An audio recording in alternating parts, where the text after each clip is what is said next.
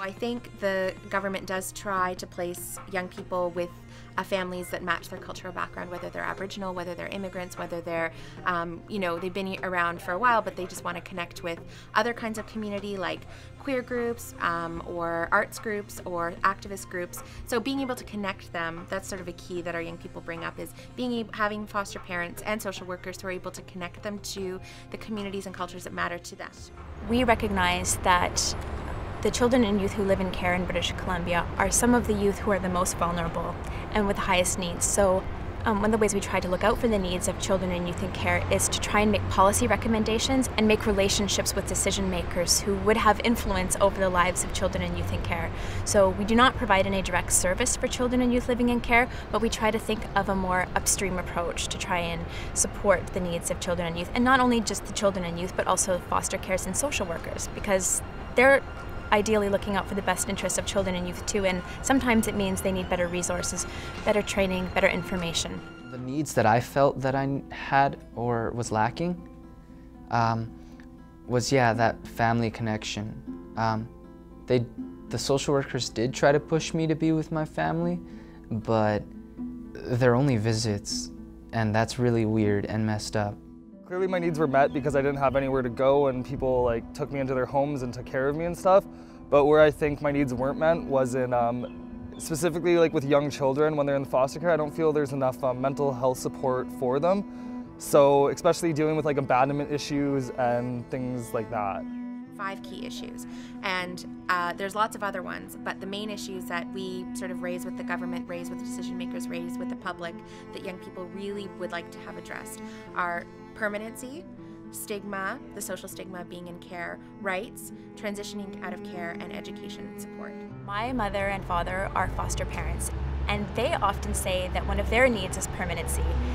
If you imagine being a foster parent and you have a child come into your home, and when that child gets moved from your home, that's a heartbreak. It can tear your family apart in the same way that it can be a heartbreak for the child who's living in your care. The best thing that I can do for my foster kids is make them feel like they're ordinary, like that they're not being watched by social workers 24/7, that there isn't a notebook somewhere with their name on it and behavioral observations of the day, that when they do something wrong, it's not because they're, if you'll excuse my language, just a screwed up kid with no chance, that they just did something wrong like everybody else did.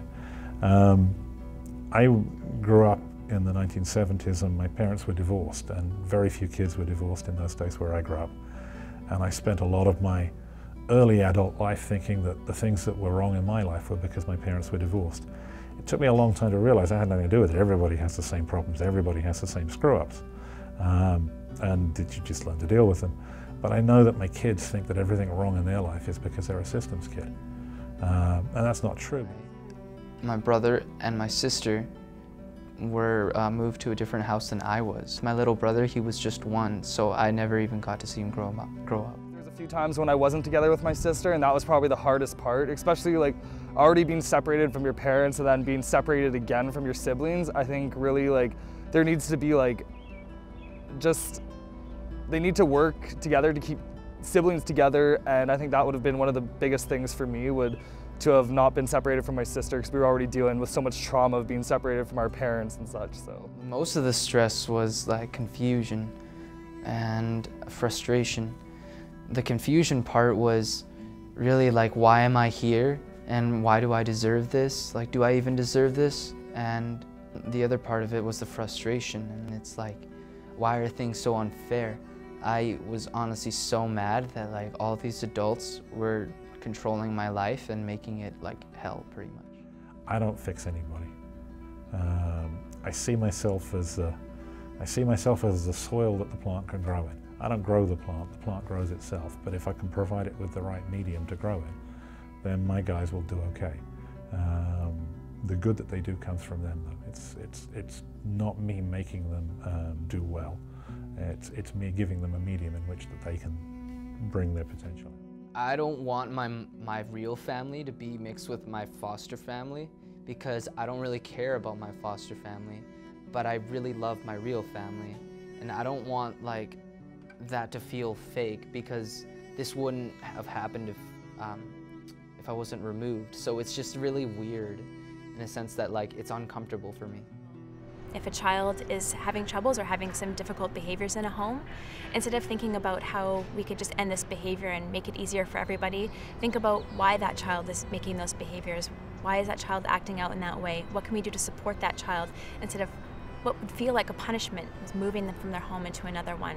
There was this one family, and it still kind of like makes me sad to this day, was all the foster kids like sat at a different table than the family, and it was just, even like younger, I was like still like realizing how like we were different from their family, and I just like, it still hurts me to this day that like, you know, if you're bringing kids into your home, you should do everything you can to make them feel comfortable and not like a weirdo or somebody that's like not part of the family, you know. Where I just got home from school and I was in this group home and I had to go to the staff room, and they're like, yeah, we need to talk to you. And I honestly thought it was because like I broke this dish this morning, and I was like worried because like I don't want my allowance taken away. It was pretty measly too. And yeah, they told me that I won a free trip to Disneyland. Being the 10-year-old that I was, I like jumped up. I was like, no way, no way. I was so happy. About 60,000 children living in care in Canada, and about 9,200 children living in care in BC. Well, to be honest, even a bad foster parent is probably better than the insane, crazy backgrounds that they come from. I say you really need to work with the kids and be in it for the kids, like, and be in it to be able to help people, and that should be your main goal when you're becoming a foster parent is, and even before you become a foster parent, you need to be able to look at yourself and make sure that you have all your problems dealt with and that you're mentally capable of being able to take care of children yourself too. I work with a lot of Native kids whose parents were in care, whose grandparents were in care. If I don't break that cycle, then their children will be in care. So if I do a good job with a young man who comes from the third or fourth generation of being in care, I can break that cycle completely. I can help not just him, and I can help a whole family. You are not human if you don't fall in love with a child. Ethically, I think if you're taking people into your house and trying to help them, the only way to do that is to think of them as much as possible as what would you do if they were your own sons. And it's not just, you know, when people find out that you're from care, what do they think about you and whether they want to hire you, and they, you know, there's all kinds of messages out there about young people are all this way or they're all that way.